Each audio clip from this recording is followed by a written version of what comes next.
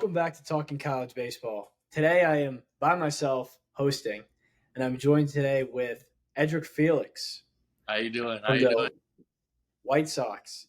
Edrick, thank you for coming on today. We're pumped to have you. Thank you for having me here, bro. It's been a while. It has. So, like all of our podcasts, it always starts from the beginning.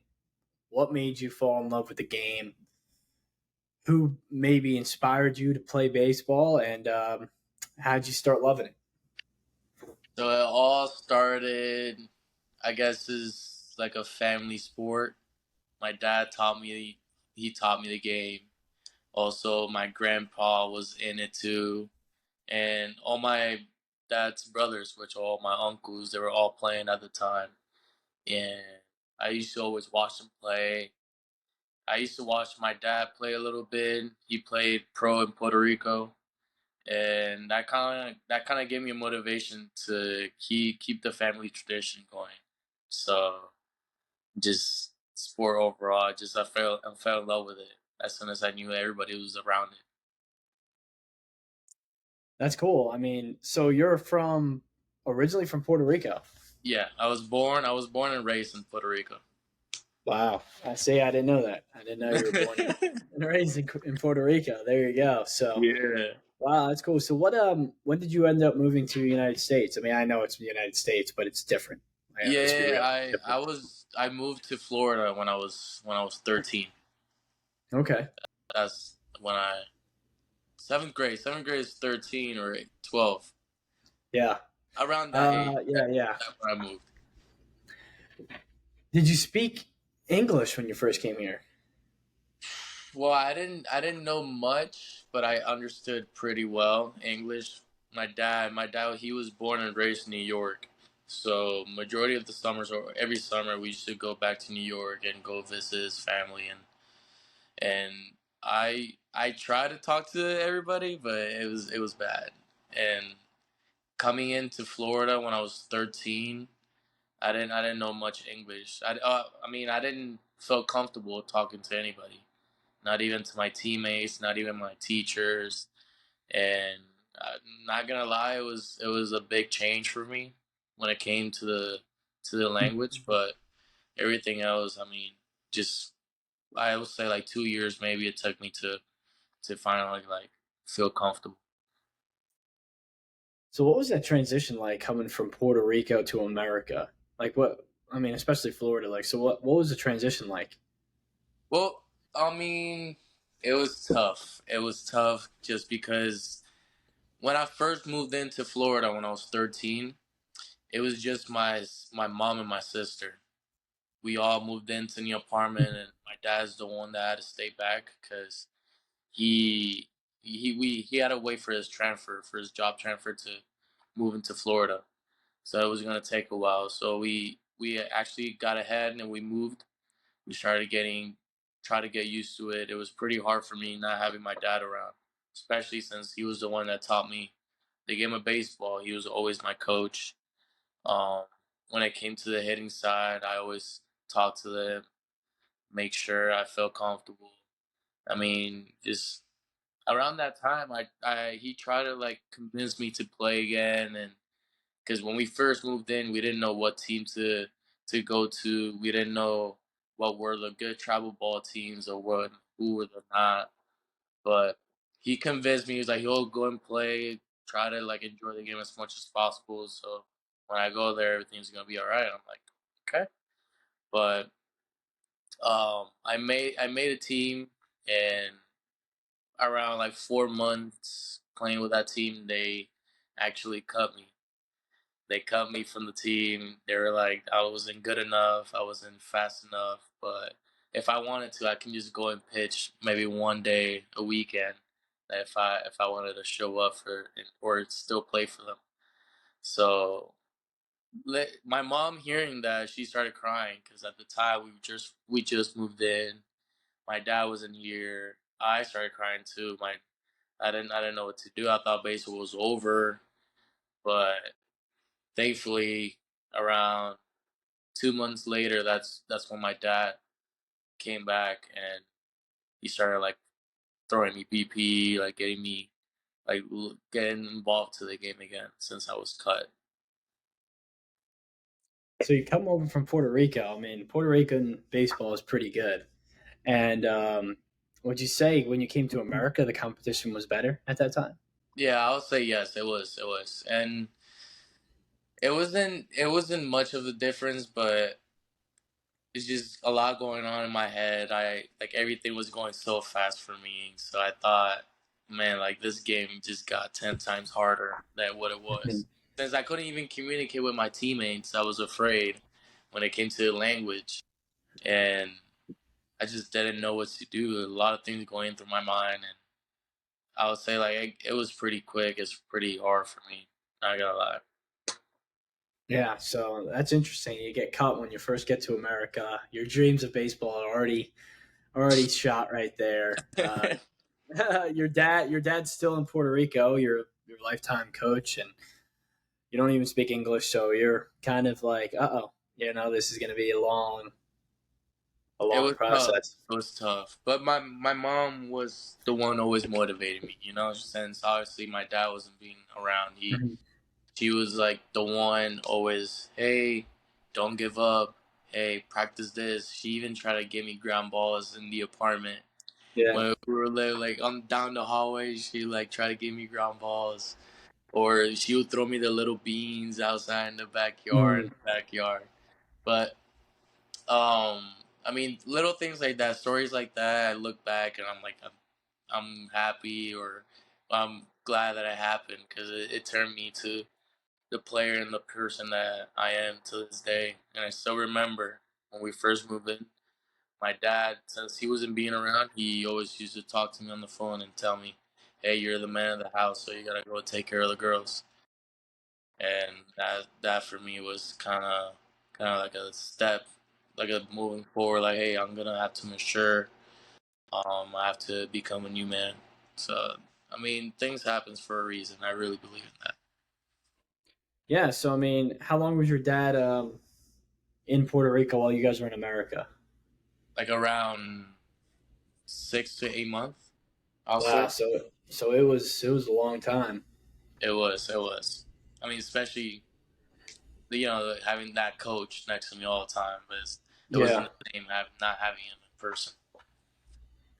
So transition to baseball is tough. How was the transition to school? Because school is obviously very important when you're young, and trying to fit in with other people and stuff like that is very important. So how was the transition there?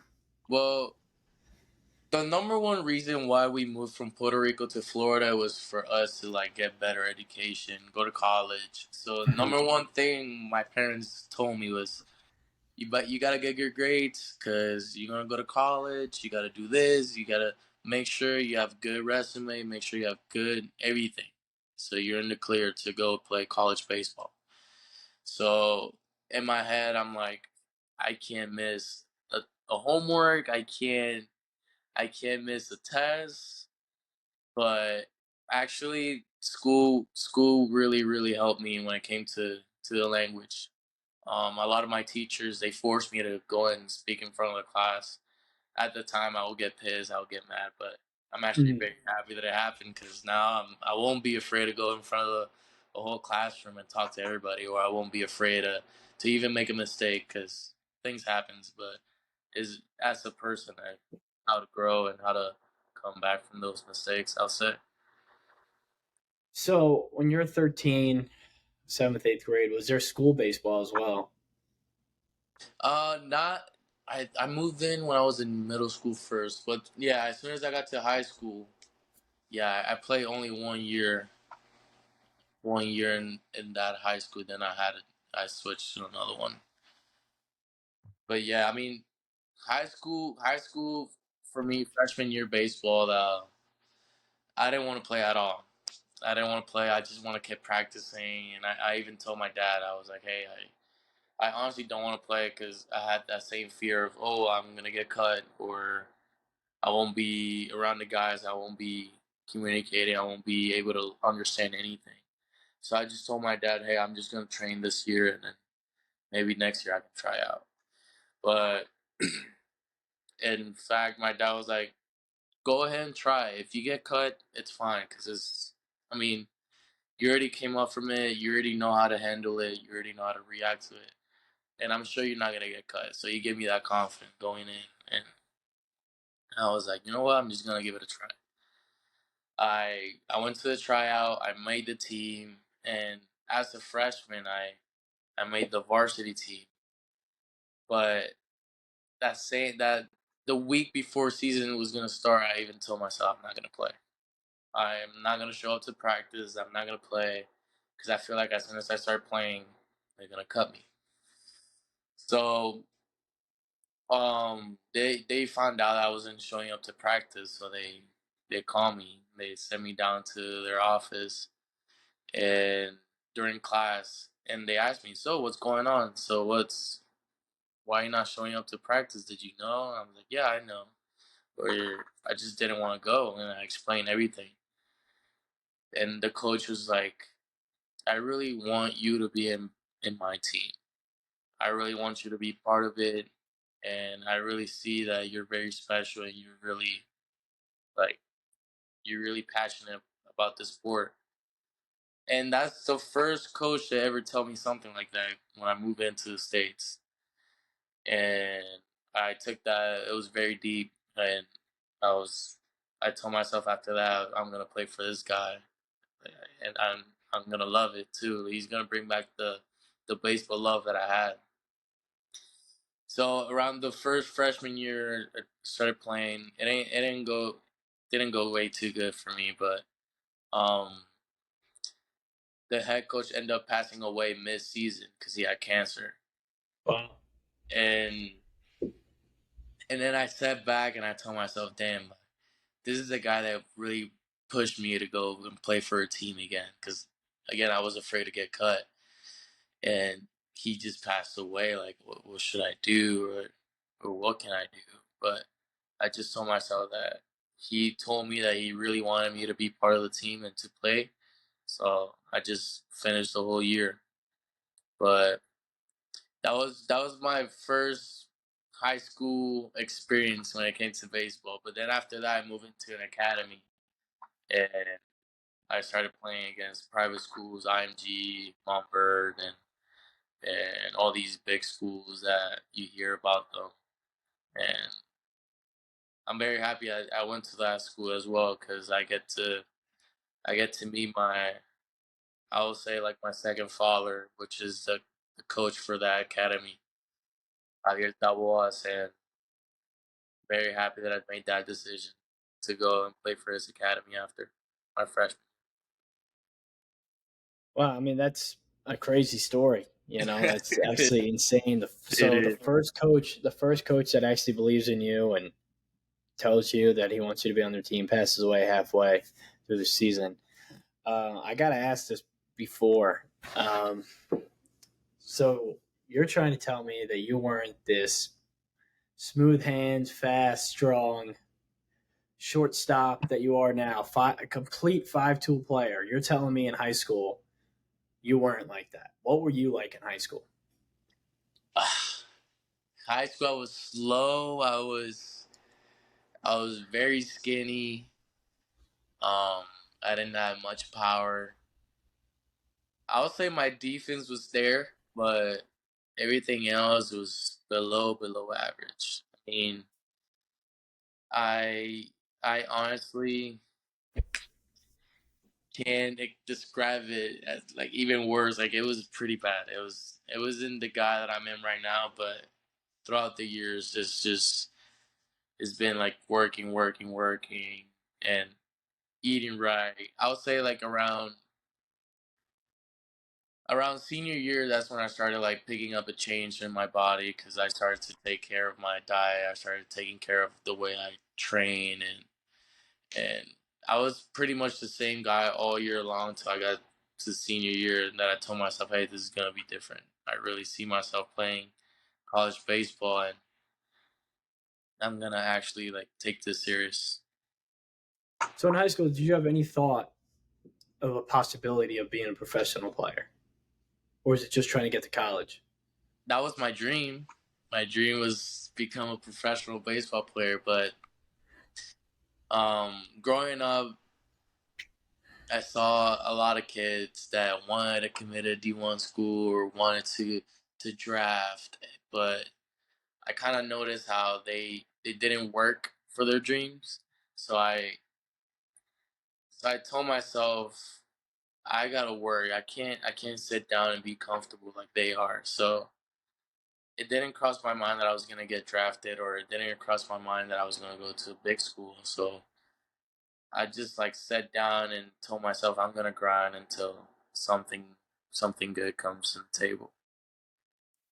But So when you're in high school and you're working and you're getting better, when did it start? Did you get any college interest through high school no, or not really until n- I nothing? was nothing until I was a senior. Okay, senior year comes, you change your diet, change the way you train, you start getting looks from colleges. What kind of colleges were you getting looks from? My I would say every JUCO in Florida pretty much talked to me. Couple D2s, and the only D1 school that really talked to me during high school was Indiana State. But during that time, it was COVID time, so they any offer that they had on the table just completely went away, Yeah, and pretty much every school did the same thing except JUCOs. Every single junior college still had that offer on the table, still talked to me, and that's when I said, you know what, I'm gonna become a JUCO bandit, and I was really yeah, excited to do that. And going yeah. into, you're a JUCO bandit too. I mean, I am. I am you a know how JUCO it is. bandit. I love being a JUCO bandit for life. So you go to JUCO, right? And then what JUCO did you go to? College of Central Florida. College of Central Florida. You go into your freshman year from high school. You're not the player that you are now. Still, what was the transition from high school to college, and what did you do to set yourself up for success that year? So COVID happened, and I Yep. told myself, you know what, I'm gonna go to JUCO. I'm gonna grind. I'm gonna do my best. And during that time, we had a lot of free time. And same thing as professional baseball players. Same thing MLB. Every other school they were shut down, so there was a lot of people training in Florida, and a lot of professional people were training with my coach. So I took advantage of that, and I even talked to the players, and I even asked for their advice, and I told them, hey, like, what does it take to make it there, or how is it there? And they kind of like basically showed me everything, taught me everything, talked to me, gave me some pretty good advice. So I was feeling pretty confident going into my freshman year, and fall came in again. That same um, mentality I had of, oh, I'm afraid of I'm gonna get cut, because I get to find out as soon as I get there. They were saying, oh, we gotta cut 12 people. We have more than normal. We got to do this. We got to do that. So in my head, I'm like, I'm gonna get cut. I'm gonna get cut. I'm gonna get cut. Even though I had a pretty good fall, but seeing the talent that that school had my freshman year, I mean, College Central Florida, without a doubt, I'll say they're like one of the best junior colleges in the country, and I'm very, very, very happy that I was part of it. I was part of a great school, great coaches, and I mean, same. Going back to the story, I was just afraid that I was gonna get cut because I didn't know it was a thing going into college, and thankfully I didn't. But before the season started, I set myself. I wrote down a piece of paper like I always do. Well, I started doing it as soon as I got to college. I put down that I want to win triple crown. I want to win at every stat. I want to do this. I want to set. I had goals like set up, and a week before the season was gonna start, I twisted my ankle, so I was out for a whole month, and I was sad. I got depressed. I told myself, "Why me?" You know, whenever a player gets injured, the same questions they go Yeah. by through your heads. But I just let it happen. I can't do anything about it. So thankfully, my coach actually tells me, "Hey, even though you're injured, I want you to travel with the team." In my head, I'm like, "That's dumb. I don't want to. I don't want to like not do the homework. I don't have to. I can't barely walk. I twisted my ankle, but a part of me was also very excited because I get to be part of the team. I get to be in the field with them, even though I'm not playing. Um, but I took that time that he told me to come and travel. I took that time and I kind of used it as a learning tool, getting to see how's college baseball, getting to see how players kind of handle themselves throughout the whole season or the beginning of the season, how the coaches handle the game, how they manage it, how is the speed of the game, how's everything. So I took that whole month that I was out and I took it as a learning tool. And again, I look back and I tell myself, man, I mean, I'm happy that that little injury happened because I got to learn all this stuff. I got to see how college baseball is. So as soon as I got back, it was just I wasn't I wasn't afraid, and I wasn't also hit with a curveball or like I wasn't hit with the oh wow, this is different from high school. It Mhm. was more like I'm ready. I already know how it is, and I'm just gonna keep on competing to this moving forward and finish the season. So yeah, you come back from your injury, twisted ankle, and were you put in the lineup right away when you I first came was back? putting When I came back, yeah, I got put in the lineup, but I wasn't even doing much. I was just playing. I was DH at first, and then I just Mhm. slowly got back to the field. So when you got back and you were able to play, how did the rest of the season go for you? In the beginning, again, it started off slow, and I wasn't scared. I wasn't in shock of anything because I kind of like saw it. I saw 10 guys go through that. I saw 10 guys going through a slump throughout the first month of the season. I saw other guys having amazing first month of the season. So I told myself, hey, this is gonna be a slow process, and I know it's gonna be a game of failure. So I'm just gonna start off slow and then slowly pick it up, and that's Mhm. actually how it ended up happening. I didn't have an amazing year, but I felt pretty good, and I felt confident enough to come back and play college baseball. That was the same year after I was done my freshman year, that was the same year I got to play with you at the Valley League. Yeah, I mean that's very interesting to hear because you're coming from junior college and you still not even having a good year. You come to the Valley League and you're having big potential big offers coming and draft talks. So how did that even transpire? Like where did that come from? Where the big colleges were interested and then the draft was in, people in the draft were interested. How did that even come? So I'll say that scout day in back in my school, I had a pretty good scout day, and I led off the game with a bomb. I walked. I made diving catches. I did everything that scout day, and I'll say that that's when I caught some people's eyes, especially scouts, and and then schools they started to reach out, but they never got to offer just because the process of being a JUCO, Mhm. getting your associates first, and from there moving forward. But I'll say that I also had people around me that kind of helped me a lot, and high school coaches that knew some coaches as well, and just keep on spreading the word. And I guess that kind of helped me a lot. So this is I've been excited. I've been waiting to talk about this. This is what I'm excited about. So you come from Puerto Rico, you move to Central Florida, and then your first summer ball, you go to Woodstock, Virginia.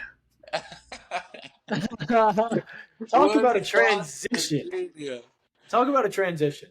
I mean, Yes. that cannot be anything what you're used to at all, right? No. I mean, that's got to be the craziest thing you've ever seen in your life when you got to And I'm Woodstock. happy. I'm happy I got to experience that. To be honest, What was your initial reaction? You show up in Blacksburg, you're like, wow. Oh, not Blacksburg, Woodstock. You show up in Woodstock because Blacksburg and Woodstock are like very similar. So you show up in Woodstock and you're like, whoa. You meet your Well, host dad and stuff like that, and it was different. It was very different. I mean, being from Florida and especially Orlando, I'm surrounded by buildings, city, Orlando, Disney parks, and a lot of traffic. And as soon as I get to Virginia, there's it's flat. no It's a flat building. Oh, surface. it's straight Yeah, flat. So I yeah, get to Virginia, and all I see is mountains, cows, yeah. uh, a lot of grass, yard, and and I'm driving because I was driving from Florida, and I was driving with my dad, and I even checked the GPS, and I keep on checking the iMessage, and I'm like, Dad, I don't think this is the right address. We're in the middle of nowhere. And that's when I came to find out my host family lived kind of like in the middle of like a mountain, and they had their own yard, and they whole cows in there. I was just in shock, but also excited because I was gonna play summer ball. Yeah. But it was I, completely different environment. what did your dad say? Your dad was probably like, "Wow, what do we got going on here? My This is crazy." he basically told me, "Well, this is gonna be a brand new experience. Enjoy it." And then he left. He Yeah, left. he was probably like, "I'm getting out of here as fast as I possibly can." I'm gonna There's get out of nothing here. I'm here. gonna go back. I'm gonna go back to Florida. I'm not gonna stay here. There's literally nothing in Woodstock. And Nothing. that's the best part of it. Honestly, I feel like that's the best part of it. We got to spend more time with the guys. We got to spend more time just doing our own things, lifting, hitting extra. I What was mean, that me and gym? What you. was that gym we went to? It was 24-hour fitness. I think it Yeah, was. yeah, I think so. Yeah, that was. I mean, I try to go there every morning, but I was more like a guy that would go after the game. But every Yeah. time I went to the morning, you were already there. You're already there, all sweaty, all all left. I was on the bar. You had 3:15 already. So I was like, man, it's like 10, 11 in the morning, and this guy's already done. But not just seeing guys like you and other guys like we play with. I think Willie Escala too. I Yeah. trained. I was with him a lot, and I was saying like being around guys like that. Just hmm we get better, not just as players, but as people as well. We teach each other, or we keep each other accountable, just being disciplined. But it it, it Yeah. was it I was a great. forgot we played with Willie. Willie was a man. That guy was Energizer Bunny. That guy don't stop. Hey, And Willie needs to join into his podcast. He'll be a good one. He he has a would. lot of stories. It would probably be like a 3 hour podcast to be honest with you, because he played with my older brother at Oh, I didn't know Miami. Yeah, so they're actually like friends. So that's how I knew Willie so well when I got there, because they're friends. Like him, Willie, and Joe were in the same class when they went, and yeah, I mean he that. played in the We're World gonna Baseball talk Classic. about it, but he's not here. I know. I know, but it's fine. It's fine. He played in the World Baseball Classic. Got drilled by that guy, by that like By the Japanese pitcher. Japanese superstars, Yeah, 120. It's something yeah. real. He got drilled. That was crazy. Just Will. That's Willie right there. Just getting drilled by 102. That is Willie. Uh, But but like you see, like things being around guys like that. I mean, you yeah, can't ask for a better team than what we had, honestly. it was a lot of fun, man. It was hot and sticky, every day. You got Bugs. Mike, yeah, you got Mike Bocock sitting there sweating. Uh, Edrick Felix, man, Edrick Felix. Yeah, That's how that's we the would say guy. it. That's the guy. Yeah, I mean, yeah, to this Mike day, he still calls me. I mean, I like that guy. I love him. and Mike Bocock and Porky, Porky, Porky. yeah, Porky Bowman or something like that, right? The GM. That Yeah. was Ackerman. Remember Ackerman, the oh bikini man, guy? Paul Ackerman, man, his stories would be like, "Hey, man, when I was in the big leagues, I'm like, Bro, when were you in the big leagues?" believe it or not, I got my one of my first practices with the White Sox. A pitching guy came up to me, and he's like, "Oh, so you're the guy that played for Ackerman, right?" Keep in mind, I still haven't talked to anybody about Woodstock since Yeah, 3 years ago, and I looked at him like, Ackerman? You mean like coach or guy that used to play? He's like, yeah, he coached you in Virginia. And I was like, oh my god. wow.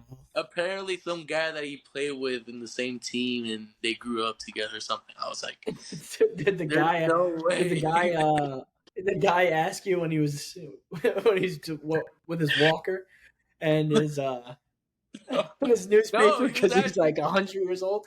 no. He was actually, I mean, a pretty good, healthy guy. I mean, Wow. I mean, it Paul kind was too. Paul of would sling BP every day in every the day. black pullover, Black Pirates This pullover, and one, he would the always same give exact the shirt, but like the same one. Pirates one. The Pirates one. I think he went home and went to sleep in it too. He never took that thing He off, never man. took it off. He never took it off. When I Even played when in we the had the big jerseys leagues, dude, I don't even. I kept looking. I try to look him up and stuff like that. I just try to see on. see how we did in the base. Like I couldn't hit, but I never had a bad game behind the plate. After I throw a ball into right field, he's like, I've never done that before in my career. And I'm like, great, thanks, coach, appreciate it. That's good to know. Oh, That's good. man, this He's is like, a good. never in my career. This is a good memories. Oh my god, it's great. And who's the pitching coach? Shep. He's now coaching for a team. I think Newmarket. Right? Yeah, New Market Rebels, right? Shep. Will you And go back to Virginia? I haven't been back. I actually got a call from Bocock last year.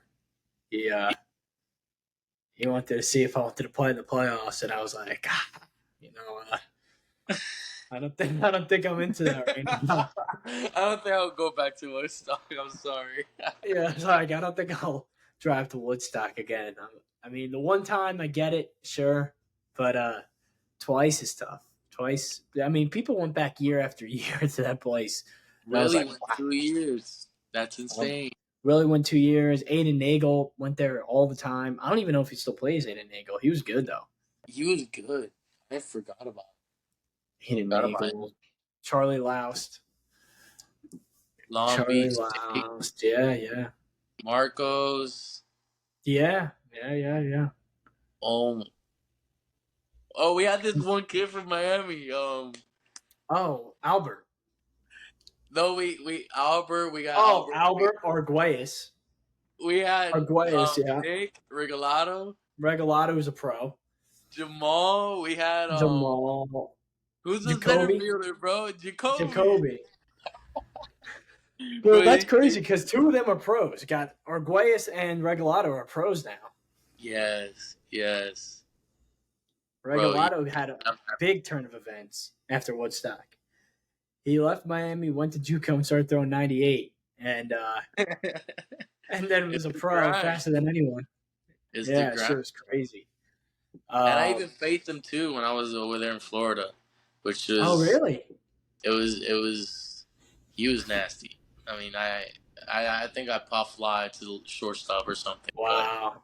He was just throwing fuel, fuego huh? all the Wow. time. Wow. So, I mean, you went to the All-Star game in Woodstock. How was that?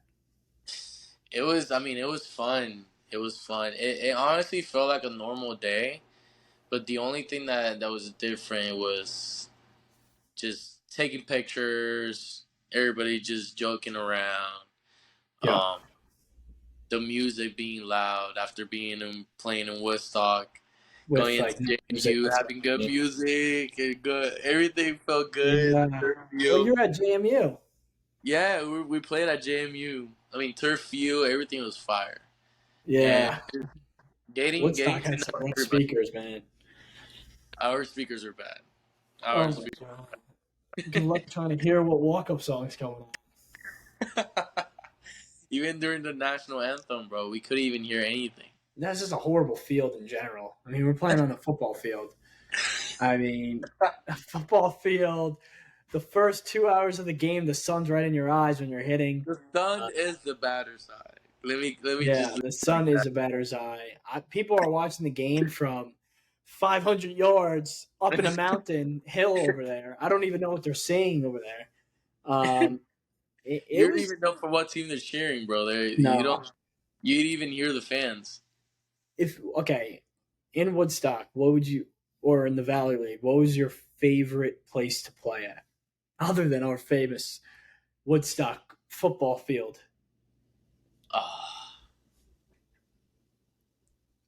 um, not gonna lie, I liked I liked playing at Newmarket for some reason. Really, Newmarket. Yeah, I think that Newmarket was wasn't like my bad. first, Yeah, um, one of the first games we played or something. I liked it for some reason. I liked it. It was the Newmarket intro was was fun. nice too. I like Newmarket. I like Strasburg. Strasburg was like a little small park. Fans are on you all game. Yeah, the only bad part about that field was the mosquitoes, bro. The bugs, Oh, the I mean, bug. you're gonna get that. You get that anywhere in the valley. Like, Yeah, but Strasburg was yeah. worse for I think some the reason. worst. Worse. I think the worst trip was Covington. I think that's, dude. That was 2 hours on the 4th of July, or the day before the 4th of July. We had an off day the next day, but man, that place was terrible. I don't even know what I even. No, that I think that's ranked worst field in the valley. To be I think honest. it was the worst place because my friend played there, and he was like, "Dude, like they have us up in these like prison cells." And then the team shut down after we played them.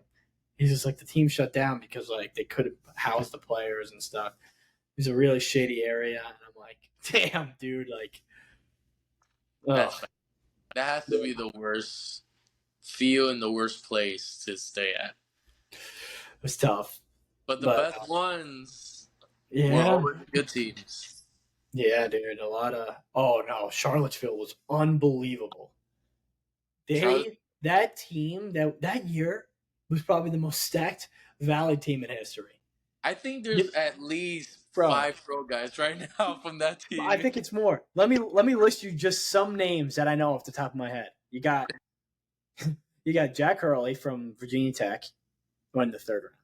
You got Wyatt Okay. Langford, fourth overall pick. You got Rhett Lauder, who picks on that team that year. That's just those are just three guys off the top of my head, and there's plenty of more players that are pros right now from that team that I But can't even mention. I don't, bro. I think that has to be the best year that the Valley had Dude, that was ridiculous. It because was it was right unbelievable. after COVID, so a lot of people they were looking for places to play. They weren't looking for a place to just sit on the bench. So No, it was. I'm gonna look it up right now. When did we go? 2021 yeah. Charlottesville Valley League, because that roster was ridiculous. I think there's a guy that might be in the big league. Do you remember the guy from a long hair from Wake Forest? Pretty good pitcher. Yeah, Rhett Lauder.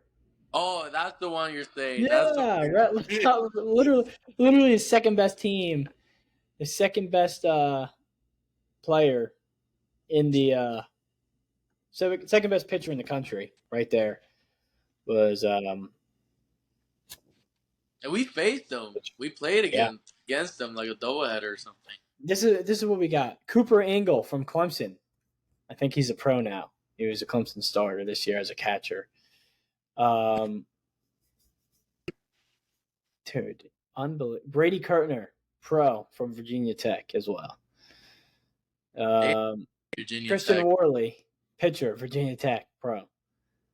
Um, those are just pitchers. No, it's crazy. My buddy got picked up the third round for the White Sox, and he played for Yeah. New Mexico the same year I played there, and I didn't know. Wow. His name is Seth Keener. He also went to Wake Forest. Wow. There you go. No, it's Bro, crazy. That league was good, dude. I remember first game against Strasburg. I mean, I'm coming off a pretty good year at junior college, and I'm like, I feel pretty good right now. I'm stepping in this box. I'm like, and I'm just getting my doors blown by 96 out of nowhere, and I'm like, 3 pitches back to the dugout. I was like, oh my god, what the heck was I don't that? even remember what I did that game. I think I struck out, broke a bat, Oh my god. infield hit, a walk. Everything happened that game, and we Yeah, won. and we won. And we We won. I won. still remember when we put in bro. Why do I remember this so like if it was yesterday? We put in Jacob. You remember Jacob Oh my Williams, first god. baseman? Yeah, first baseman. Bro, hits a nuke. Just Pitches a deposits nuke. this thing. He's Deposits just this there in thing the into left bench. field. Yeah, no, that was crazy, dude. He actually went on a tear after that. He Yes, bro. started He was hitting one of the best hitters. bomb. Yeah, It's yeah, crazy. no, that was crazy. Damn, the Valley was fun as hell. Got to the playoffs time, and then it was just 2 and out. Quick, we're home. We're on the We way got back. really eliminated in 2 games. Get out of here. So now you're obviously going back your sophomore year, and you go back your sophomore year, obviously having a pretty good Valley experience, and now you're looking. You guys are a pretty good team your sophomore year. So, what were your thoughts going back your sophomore year? Well, coming back to my sophomore year in JUCO, it's just with no. It honestly felt no fear, Mm-hmm. confident. I know I can do. I can go and compete in the next level. So I had the mindset of, I know I can draft. I know I can play it at a D1 level, and I told myself all I got to do is produce. All I got to do is produce, and not just me putting numbers, but like I want to win uh I want to win it all in JUCO at least one time. Now that this is gonna be my last year, and had a good fall. Started the spring pretty hot, and it's still like that, throughout the whole year. But our team was kind of like struggling towards the beginning, and then as soon as we hit conference, went on I promise you like a 26 game win streak Oh my god! to like winning it all in states, breaking records. I mean, I had an unbelievable year. I told myself this is my best year so far in baseball. I had 19 home runs, 81 RBIs. I was like, this is it. We made it to a JUCO World Series Grand Mm-hmm. Jump. We had a blast. We played really good, and that's when I told myself, this is it. I'm drafting. I'm ready. Yeah. The next step. I'm going to my dreams. Because the reason I had that in my head is just I talked to a lot of scouts. I talked to a lot of teams, and I even talked to my coaches in my junior college, and they were all saying, "Hey, this is going to be a pretty good shot for you. You know, going to go and play pro ball." Mm-hmm.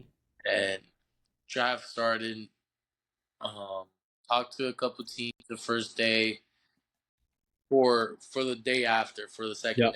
day. As Mm-hmm. soon as the first day was over, I got to talk to plenty of scouts, and they were all saying, "Oh, you're gonna be a good pick for us for the second day. We don't know yet what round, but you're in our list for the second day." So the second day comes in, I get no calls. I get not even a message. I stay there watching the whole draft, feeling sad, I was feeling scared. I don't know why, but um, third day came in. Before third day started, only two teams got in contact with me, and they were all saying, "Oh, we're gonna pick you." So I was like, "Okay, it's gonna be flip a coin here." So I don't care what team picks me. I'm just gonna be happy. I'm gonna be playing pro baseball. Mhm. Same thing happened throughout the whole draft went by, and none of them even talked to me or called me too either. So I was like, damn. I guess that was not good enough. I guess that was not my best, or they were not looking for something like me. So I'm gonna go improve myself in D1. So you get a D1 offer during the year or before the year? I had that offer before the year, so I committed in the fall. Okay. That, What that, that's one of my goals coming into my sophomore year. I told myself I want to commit before the season. Mhm. I want to have these certain goals, just because I always just wanted to be focused on being able to play baseball. I don't want to have to deal with the recruiting process while I'm playing a season. It was something I didn't want to deal with, so I decided to commit early before even the season started. Yeah, but you think about it, you're looking at the draft, you're disappointed how the draft goes, but you turn back the clock to when you're 13 and you get cut, and you're like, wow, I'm not good enough to even be on a middle school travel team or whatever, Yeah, and I want to just have a chance to play. And then your next big disappointment was not getting drafted out of your second year of junior college. hmm I mean, what a turn of events that is. I mean, that's literally 180 change right yeah, there. completely. And I'm So happy I to this yeah, I day. mean, I always tell this to so many people. I don't know why. I don't know how I came up with it. Maybe I should trademark it. But I always say don't try to succeed better. Try to fail better. Because you're gonna fail. You're gonna fail regardless. So hmm if your failures are starting to become better, you're getting better. So your failure was getting cut at 13. Then your failure was not going to a Division 1 school. Your failure then was not getting drafted out of you got to commit it. You committed to a Division 1 school eventually, but your next failure was not getting drafted that year. So in Yeah, that regard, I you had, I was. failed better. I Um, mean, what you say there? What'd you say? I was saying in all aspects, you kept failing better. Your failures became bigger, and your failures became better That is true. because It's if something you that we don't fail, even think about it if that you way. tried, no, everyone thinks about like um, you just fail or you just try to. I'm trying to succeed better. I'm trying to reach a higher goal. That's great and all, but if you set high goals and you fail, you're going to fail better. But if you That just think about just being better, whatever, you're not going to fail better. You're just going to continue to fail. If you're going to fail regardless, at least try to fail at a higher level. That's why I set your goals to the moon because if you fail there, you're going to fail pretty high. yeah, So, that is um, that is something you should come out with merch or something. That's actually pretty good. I never thought about fail it like better, right? Yeah, yeah, I should. Hopefully, someone's going to try to steal it when they're watching that. this viral clip. Hey, don't sleep on it. You Hey, know, like you tell yourself, you trying to fail better. So maybe throughout the years, this is gonna be a lot better. yeah, yeah. I just kind of hop on here and try to have fun with the guests and stuff. I just enjoy it, to hear different people's stories and stuff. So that's why we do it. That's And all. so, I mean, now you don't get drafted. You're going into FGCU, and you're like, it's go time. right? Yeah. Literally, you're like, you turn the switch, you go to the dark side, and you get real nasty in that fall. I assume because the season you had to lock in at a different level. So I want you to explain your mindset going into the fall, new environment and stuff like that, and how'd you prepare for that year? I mean, coming into D1 as a JUCO, that's already like kind of like a red flag, I'll say. Mm-hmm. A lot of people like coming into the new program. They were telling me, "Oh, this is not JUCO anymore. This is not this. This is not gonna be easy. You will see. Just wait until it starts. Just wait." And in my head, I'm like, "Hey, man, I'm ready. I don't care what level we in. I'm ready. I Yeah. mean, I'm gonna compete the same way that you're gonna compete, probably even harder." Mm-hmm. And that's exactly how I was throughout the whole fall. I mean, I told myself like there was not another year. I put that in my head. I told myself there's no school, there's nothing next year. This is all it. Right now, right here. This is focus on the moment. I didn't tell myself that there's not a next year just because I didn't want to I wanted to quit or there was nothing left out of me. I just it was more like a mindset of just don't think about the future. Think about what you're doing right now. Get the 200% right now, and then Mm-hmm. everything else is gonna carry on in the future. So that was kind of like my mindset going into that to Florida Gulf Coast. And again, it was like a red flag for everybody because of past experience, but I proved them wrong, and they all saw it. I mean, they all saw that I was able to compete. They all saw that I was good enough to play for their team. And I remember the exit meeting. They told me, "Hey, you're gonna be our guy. You're gonna be our guy coming in from for the spring, and we just all we want is for you to produce and help us win a game." And I said that's exactly what I want to do. I want to get a ring. We didn't get a ring, but But man, hey, those were the words that you that went in there. You didn't just play well. You dominated that whole conference. I mean, I just kept looking up at those numbers. I'm like, no, it's crazy because you thought you had your best year at junior college, and then you just proved. I did, and I even told myself I don't think I'm gonna have another year like this, especially in Yeah. college. You don't see that in college. No, you don't see that at the Division One level. You don't see that. Those are golden spike numbers. To be honest with you, um, like those. I mean, did you win Conference Player of the Year? Yeah, that was Yeah. conference. So remember your goal at remember your goal in sophomore year, junior college. I want to, or freshman year, I set goals to myself, and I said, hey, I want to win all these stats things. And guess what? You win Conference I, Player of the Year hey, at a Division One.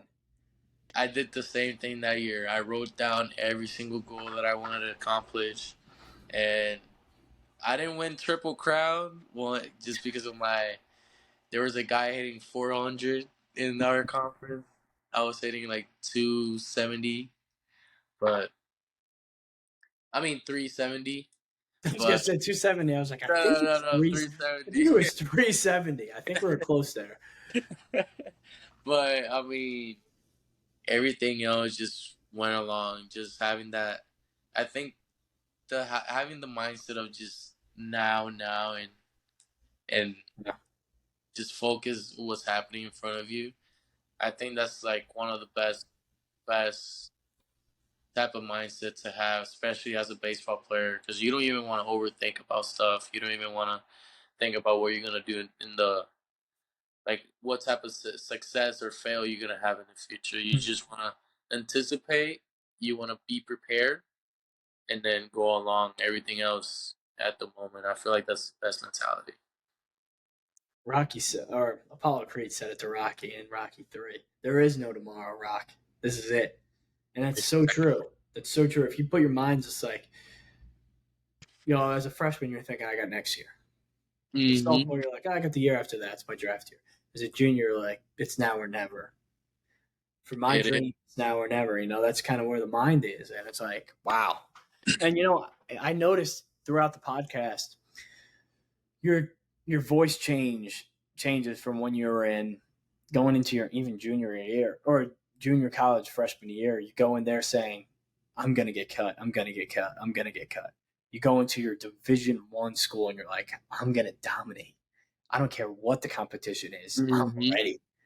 And I Mm-hmm. think that little mindset switch right there is kind of the separator, I would think, because obviously, physically you got better, but when mentally you got better and wired differently, that you can do it, you believe in yourself. People even know that you can do it. And the only person you're proven wrong or proven right is yourself and everyone else. So Fact. there's two ways, People will go in there like, oh, I want to prove people wrong, this and that. But if you have high expectations already, you're like, oh, I just want to prove them right, because and more. I want to Mm-hmm. show them that I can do more than what they're expecting. And now that's a dangerous player. Yeah. That's a dangerous player. And yeah, so I mean, it obviously showed. It obviously showed this year, and you ended up. How was the how was the feelings when during the draft this year? The I second. mean, everything went by the same way that it happened the year before. I get to talk to a lot of teams. I got to talk to a lot of scouts. Mhm. I got invited to some private workouts, and I told myself again, this is the year. This is gonna be it. I'm gonna get drafted. I'm gonna be a professional. So first day after the first day, same thing. I got to receive a couple messages to stay aware. Um, second day. That's when I started thinking again of what happened sophomore year. I was like, Yeah. I'm getting the feeling of I'm gonna get calls, I'm gonna get messages, but no one's gonna call me. So I was in my head. I told myself I'm probably not gonna get picked today, but I still had that high chance. So like that hope Yeah. behind my head, like telling me you will get picked, you will get picked. But second day came in, no team called me. I think the Mets the only team that called me to offer me, but things didn't go how we planned to, so nothing really happened there. The third day, again, started off the day with phone calls, messages. Didn't see a result until the 14th round when the Chicago White Sox decided to draft me. So what was that? What was that call like? You get a call from the White Sox, and you're like, "Wow, this is it." Well, I was in the couch with my girlfriend Isa, and she's very supportive. She even supported me throughout the whole year that I had at Florida Golf Course. That's one thing I'll say also that kind of helped me to have that strong mindset. Having someone that can help you whenever it's the bad moments, even the good moments as well. But she was next to me, and she was as stressed out as I was and angry as I was. Because in my head, I kept saying, I kept telling my dad, but Dad, I'm a good player. Why are they not picking me? Why are they, You're why? like, I'm better than that guy. I played him. Damn it! I know so, that guy's not better than me. so like I'm watching the draft and I'm seeing all these players that I know, friends of mine or guys Yeah. that I played against with throughout the whole year, and I asked myself, hey man, like what's going on? Like why not I me? mean, Why not you conference player of the year. You hit 6 homers, 27, 25? 25. 25 homers. You're probably thinking, yo, like, Yeah, I in my head I'm like in the second day for sure, but third day came in. Me, I was stressed out. My mom, my dad, my sister, my girlfriend, everybody was there in the room, yeah. and that's when I sat down in the couch and I said, "Number 14 is the day that I was born. Number 14 is my number that I use when I Mm. play baseball. I think round 14 is gonna be the round that I'm gonna get Funny. picked." And exactly like that. round 14 started, and all I hear is a from my mom, from my girlfriend, from my sister. I wasn't even watching. I was just like staring down at the couch. Did you receive a call or did you just wait for the TV to go? I didn't receive a call, so I received the call after I got picked up. No way. That's crazy. Oh Yeah, my god, you never see that. yeah. It was weird. It was weird. So okay, so you're sitting on the couch, you got your head down, and you hear the White Sox. I know how the thing is. It's a little. It's not even the TV anymore. Now it's just like the voice stick, and Yeah, the White yeah. Sox pick Edrick Felix from Edrick Felix, and Gulfport University. everyone probably went crazy. You probably were like, what? I immediately, as soon as that happened, I started crying. I started Wow, crying. really? Tears flowing, huh? Tears all around. I mean, I saw my family celebrating. I was celebrating. I was jumping around, seeing everybody happy, seeing it happening. It just from being happy, just straight up sad, just because of Yeah, happiness. Of course, it wasn't just. I would say it was more like all the struggles, all the sacrifices that my parents did, all the moments that my sister was there for me, all the moments that my girlfriend was there for me. Everything was just a group, and seeing everybody happy and made me happy, and I just started crying after that. But I mean, we we wanted to celebrate so bad that I told my mom. My mom asked me before the day started. She was like, "Oh, what do you want to do, or what do you want to eat for today?" And I was like, "Hey, mom, like I really don't mind. Like let's just throw some stuff in the grill, or we can just cook here and eat. It's a regular day." But then as soon as that happened, that I got drafted, my mom was the first one to say, "Let's forget about everything. Let's go eat out. Let's go do this. Let's celebrate." Which you're was probably like, yes, let's go. let's go, let's We're go. going to my favorite restaurant. We're getting drinks. I don't care. I don't even drink, but we're gonna get some. Everybody got drinks. Everybody was just excited. Wow. I mean, Yeah, just think about it. You're sitting on the couch with your whole family, and I mean, the pick happens, and you're just. I mean, for me, the first thing I would have thought about, I would be looking at my parents. I'd be literally thinking about the phone calls your dad would make from Puerto Rico to you in America, saying, "Keep your head up. You're the man. You're this. You're that. Keep your head up." Whatever. Your mom throwing you ground balls in the hallway, trying to get you better, throwing BP seeds at you in the backyard. That all comes back, and that's where the emotion comes from. And just to think about that's where it began. A guy kid didn't even speak English, comes to America, gets cut, and your parents are everyone supporting you. Your dad's calling from Puerto Rico, being your coach, and your mom is being your coach right there, doing what she can, and just to get drafted after that and seeing everyone must have just been probably the happiest day of your life, honestly. best feeling I ever had in my entire life. Wow. Till this day, I wake up every day and I tell my friends or everybody that's in the field when I show up to the locker room or my roommates, I even tell them, "Bro, can you believe that you're a professional baseball player?" Like I don't believe it yet. Like Yeah. I do believe that I deserve to be here. I do believe that I can compete here, but it's still shocking. It's a dream that I always had when I was a kid, and it's just unbelievable. To this day, I'm very very grateful. Honestly, Yeah, I mean it's an amazing I mean accomplishment obviously to become a pro. People don't even what people they just hear the draft and think, wow, draft this, that, first picks, all this, but people don't understand guys like you that struggled before and it's not just your struggle, it's a whole family struggle. Everyone struggles. It's yeah, like a and then full on thing. is that something that was like a message that I wanted to share to people. Just always keep your people around and keep them as close as possible. And the best thing that you can do is just be loyal to everybody, because those are the same people that are going to support you on the good times. They're going to be the same people that are going to support you in bad times. Like I kid you not, when the Well, I remember last year when I didn't get picked up in the draft, I had a bunch of calls saying, "Oh, you're gonna be okay. You're gonna be alright." And those are the same phone calls that I got when I got drafted, or the same people that they were always reaching out throughout the whole draft. Hey, keep your head up. Hey, everything's gonna be fine.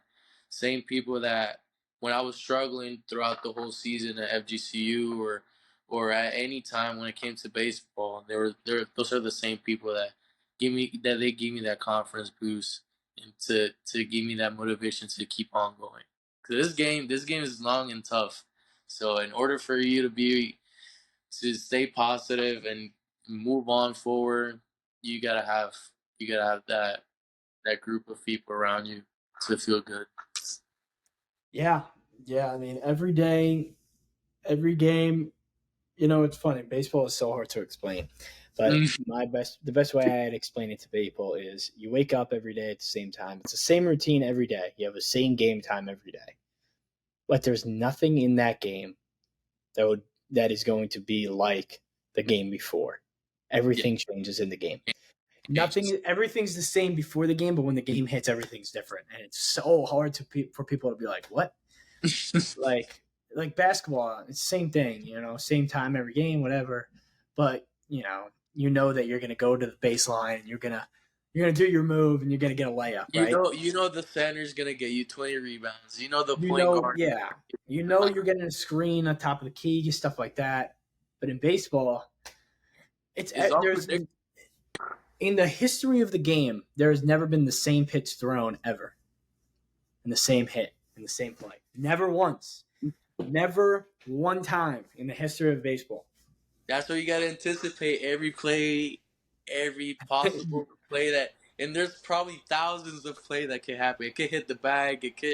The runner can trip. The I think ball there's can a hit the glove 9,000. I think it's 9,000 potential different plays there are at every pitch. Can on you every believe that? pitch, Can you and believe that? 9,000 different scenarios. I think that's might be a small number. It might be more, but anything could happen. Anything can happen, man. The catcher can drop the ball. The first baseman can drop the ball. The ball could Every get hit by a bird. I mean, that right? actually Bird can happened fly in. too. It actually happened. The lights can flicker. The lightning can strike. Somebody in the crowd is screaming some BS to you. You don't know. It's Hey, crazy. that's something that is is big in here in the minor leagues. I mean, Really? the fans they go crazy, Wow. crazy. It's unbelievable, So honestly. how is pro ball? I mean, you kind of like explained it how it was. I mean, right Yeah. now I'm in instructional league, and it's basically the same thing. I wake up every morning at 6 a.m. Mm. We do lifts in the beginning. After that, we go and do our individuals. We hit. We go and take ground balls. We also have breaks in between every workout, so we get to eat and hydrate. But same routine: hit, field, go BP in the field.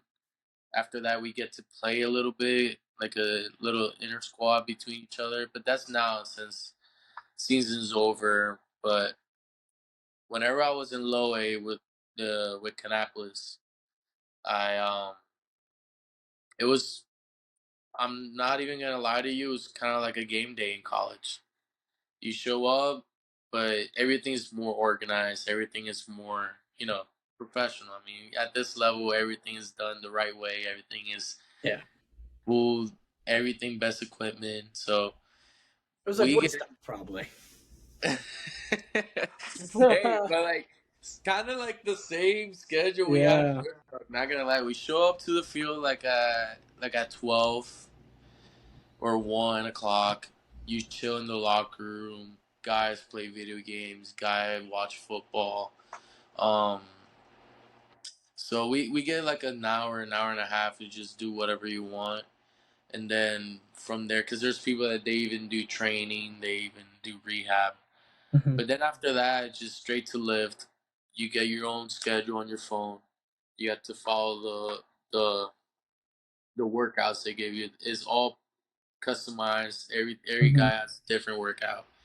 For example, for me, they kind of want me to like um get more stability in my core. So I'm doing a lot of um dumbbells, carry walks. I mean, things that are very like um to stabilize your core. But lift after lift, we hit it either in the field or we hit in the cages, whatever type of player you are, and then um if you want to take ground balls, you go ahead and take it at whenever we're taking BP in the field, Hmm. and from there it's just game time.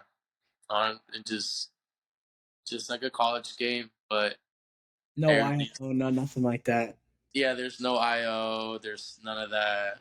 I mean, you work on what you want to do.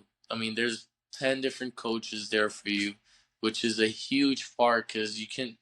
I feel like in college, there was always that issue of, oh, like, we can't do that because that coach is just doing that. Or we can't I mean, even you hit. had to do what they said, right? I Exactly. mean, at Virginia Tech, everything was on a schedule, and you couldn't do it your own routine. Everything was, what they said. And I actually played in the draft league this summer a little bit, and that it was basically pro ball, where I looked at the coaches, like, all right, what do you want me to do? They're like, well, What? what do you No, want no, to do? no. What do you want to do? What do you want to do? And they're like, oh, we could go to the outfield, and I could hit you like fly ball as a little early work. And I'm like, what? And it's just like empty. The stadium's empty, and I'm out there at like 3 o'clock for a 7 o'clock game doing early work, and I'm like, what is happening? Yeah, yeah, that's exactly how it is, and Yeah, it's something that I didn't get to like realize it until I was a couple days here. I yeah. mean, even the coaches told me, hey, whatever feels comfortable for you, you let us know. Whatever you think is best for you, you let us know. Because at the end of the day, you're the one that's gonna be sweating your ass off in the field. At the end of the day, you're the one that's gonna compete, but we want you. We want to help you compete. We want to help you be the best player that you can be. But you got to tell us, what do you like? For example, every cage there's a different coach, and every coach does something different. There's one guy throwing flips. There's one guy working with the T guys. There's one guy with the machines. There's one guy throwing just regular BP. I mean, it's just It's you crazy. literally you literally this is it's like a dream. You literally walk into the cage and you sit there, you like, what do I want to do now? Oh, should I do that? Should I do that? It's just whatever you feel the best that day. It's honestly like that. That's incredible. It's really great. Wow. So I mean, what a journey you've had from the beginning to now. Um, if there's one piece of advice you can give to the younger fans watching, what would it be? I always say stay humble. Stay humble, keep your family close. Um those are the two things that I always will tell to people. I mean, being humble can teach you a lot of things. You can be the best player in the field, but as if you carry yourself like a baller, if you carry yourself you like you're not the best player, a lot of good things will happen. I don't know how to explain it, but just I don't know, just the action of you being humble, it says a lot. It says a lot to the people that look up to you. It says a lot to the people watching you. Um, and you become just a guy that's just locked in on you, and you worry about yourself, and you know that this is the type of work that you got to do for you to be successful. Discipline is very important, and just having that family next to you, because that's the only people that will support you no matter what at any time. Wow, that's great, Edric. Thank you for coming on today. This was Or great. thank you for having me. It's an Yeah, honor. yeah. No, this is great. We're gonna have you back on when you're in the big leagues and stuff like that. So we'll get you back on here. But yeah, thank you so much for being on here. Thank you for having me, bro. Have a good one.